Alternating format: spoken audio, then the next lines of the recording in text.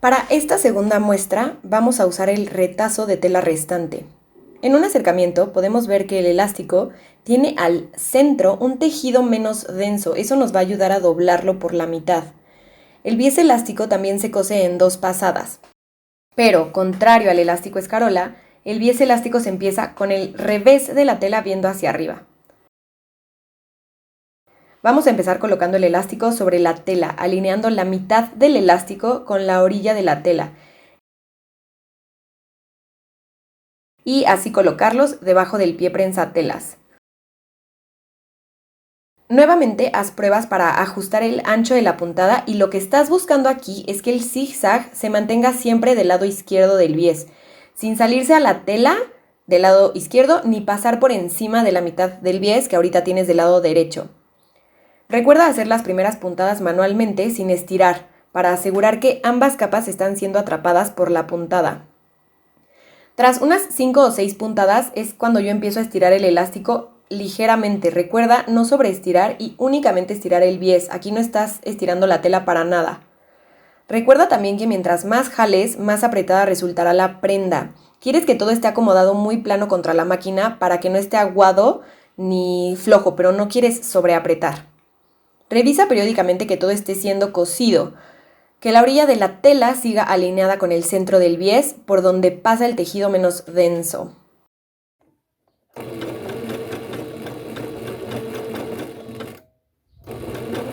Terminando la primera pasada, así es como se ve del lado revés y del lado derecho. Justo como lo hicimos con el elástico escarola, vamos a rebajar el exceso de tela antes de comenzar la segunda pasada. Para la segunda pasada vamos a colocar la tela con el lado derecho viendo hacia arriba y doblar el bies hacia la tela.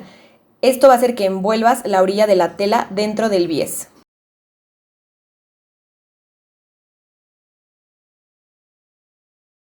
Ponemos la muestra debajo de nuestro pie prensatelas y cosemos con zigzag para cerrar el bies.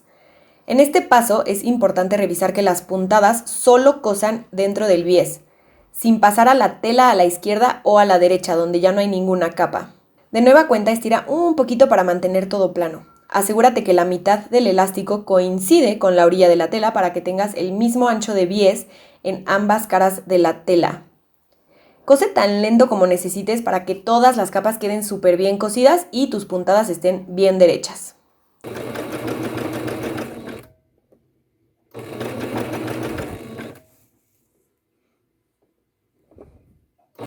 Así completamos la muestra de bies elástico. Aquí me quedó un poco chueco porque me distraje viendo a la cámara filmando. De cualquier forma, podemos ver que del lado derecho resulta solo una pasada visible de zigzag y que del lado revés obtenemos 2 pasadas de puntadas. La muestra se estira correctamente sin reventar puntadas. Ahora, este fue el método más tradicional para coser un bies elástico. También te quiero enseñar un método que es mucho más rápido, pero también requiere un poquitito más de práctica. Para esta muestra usaré el mismo pedazo de tela, pero en la otra orilla. Este método solo necesita una pasada de costura que haré con hilo blanco.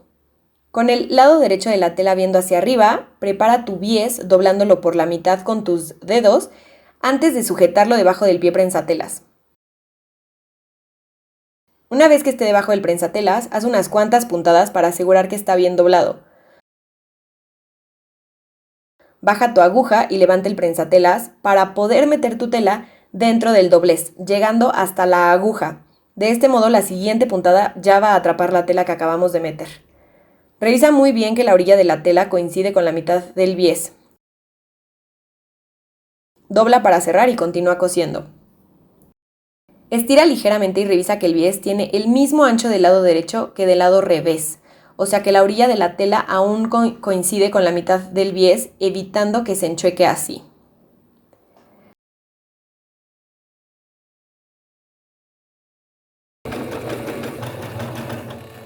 Con cualquiera de los dos métodos obtenemos exactamente el mismo resultado del lado derecho de la tela, pero sí es diferente del lado revés.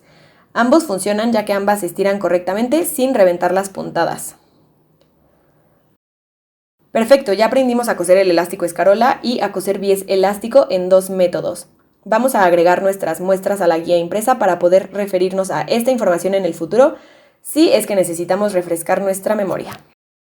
Con nuestra guía de muestras completa y el conocimiento para coser elásticos, vamos a pasar a nuestra siguiente lección, que es la última de este módulo para aprender a tomar nuestras propias medidas.